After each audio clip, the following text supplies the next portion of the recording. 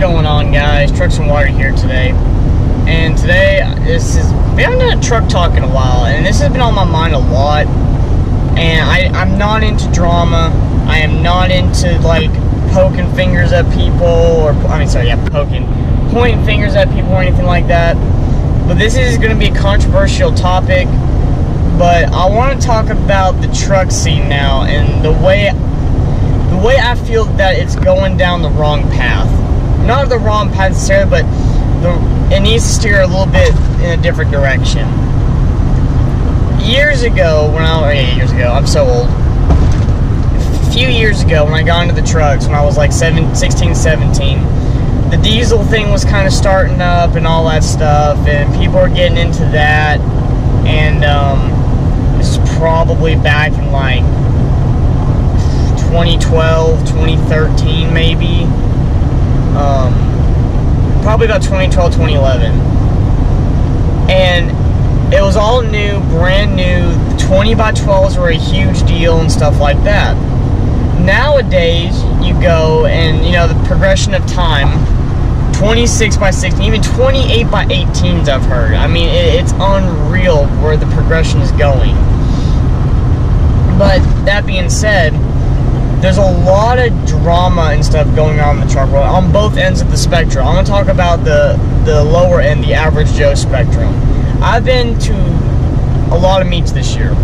Local, non-local, out of state, you know, stuff like that. And I plan to keep going because I love them. I love meeting you all. I love talking to you all.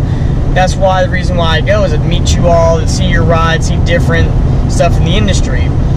But these local meets, I find that it's just a bash fest. Even the ones we've hosted, I've heard people saying, well, I hate your truck because it's a Ford, or I hate your truck because it's Toyota, or Chevy, or Dodge, or Nissan, or whatever. It's gotta stop. I mean, whether it's a Nissan, whether it's a Chevy, Nissan, Toyota, Dodge, Ford, whatever, or a Cummins, Duramax, Power Stroke, or gas versus diesel, we're all in it for the same reasons. We love what we do.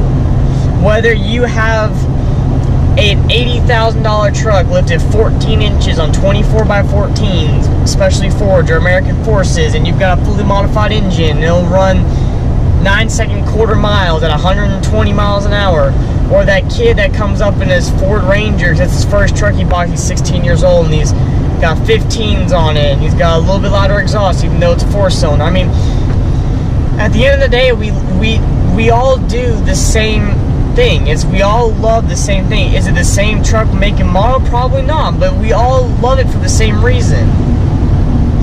And it's starting to boil over into people looking at us in a different way. You hear on the news, like in Daytona, they're trying to cancel the 2018 Daytona meet because of all the crap that went on down there, which was nowhere near as bad as Bike Week, so I don't know why they're even complaining. But that's a different topic for a different day. It needs to stop. We all need to respect each other's rides. We all need to be respectful with others. Now, if you're with a group of your friends and you're just making fun of each other because one drives a Ford or a Chevy, that's fine. I do that with my buddies. My buddies does it with me. I mean, we're guys. I mean, that's what we do. But if you just hate someone because of their ride, or you just bash them because of their ride because they don't drive the same truck as you, or they switch truck makes and models and stuff, I mean, that's stupid. We all love the same thing. We all need to just grow up. I mean, we're all in it because we love to modify trucks and we love to build them. We love to see the process and all that. And everyone has a difference of opinion on what they like and what they don't like. Some people have very good experiences with Dodge. Some people don't. So it's the same thing with every make and model. But this whole thing, and the reason why these big meets are starting to maybe trying to shut down and all that is people need to stop doing burnouts and stop racing.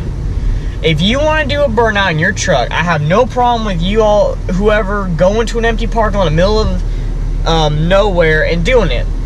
If you go to a meet, don't do it at the meet. Don't ruin it for everyone else. Don't ruin it for that new kid that's coming in at 13, 14 years old with his parents to look at these trucks, and they see this crap and they take them away from it, so we lose maybe a new member of this hobby we do, or lifestyle, or sport, whatever you want to call it. We need to be respectful in that sense. And street racing, I'm just going to be flat out and say it's stupid nowadays. It's not like when our parents were growing up in the 70s, 80s, and whatever, where if you got caught street racing, it's a slap on the wrist, and you either get told to go home, or you get or ride in the back of a cop car to a house and have your dad yell at you. Nowadays, most states it's a freaking felony, and you will never get rid of that off your record unless you know someone way up in the government, or a lawyer, or whatever, or the police force. That's not cool, because that's the reason why meets get shut down. That's the reason why we can't start meets at places and parking lots and stuff, because of that reason. And it's stupid, because we could have so much more meets for the local side of it that could draw in more people to it, more of a crowd, and keep the sport or the hobby, or whatever you want to call it, growing. Now on the flip side of it, you got the big side industry with all your big manufacturers and all that stuff. And even there's drama. And I understand business is business. You have to compete against each other to make money. I mean, that's what it is. But at the same time, we're all in it together. We're all doing it because we like to do it. We're all doing it because of we like it. So these wheel manufacturers and all this stuff, and lift kit manufacturers, and any manufacturer that's bashing each other and like threatening each other and all that stuff, and saying, oh, their wheels suck because of blah blah blah blah blah, their wheels suck because of blah blah blah blah blah. Not all of us can afford $5,000 worth of wheels. So if you can't afford that, then you go with a lower, cheaper brand. It still look as good. It may not be the same build quality, but it still looks good. But it doesn't matter.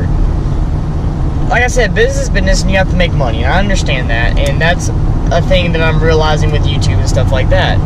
But at the same time,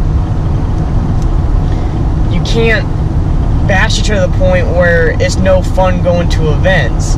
I mean, yes, you want to talk each other up, you talk yourself up and say why this is better than that manufacturer and all that stuff, but it's not fair to everyone else that's trying to get into it. So what I'm basically trying to say in the gist of this is we all need to respect each other's rides. We all need to respect each other, respect the property around when we have these meets, respect others around us, respect the spectators coming in, respect all of it. Because if we don't, this sport, hobby, interest, whatever you want to call it, it's eventually going to die out to where we can't have it anymore. Or it's only these giant events you have to pay money to get into. And that's not where this all started. It all started in back parking lots, just like car events did. And look where that went. So comment down below what you think of the truck scene and all that. I want to be respectful. If you don't like a certain kind of truck style, like squatted, lifted, lean, you know, whatever, that's fine. I don't like certain styles, but I respect them because they're built. So comment down below what you think of what's going on with the truck scene. But other than that, if you like this video, please leave a like. If you're new to the channel, please subscribe. All of you have a great day, and remember, never give up on your dreams.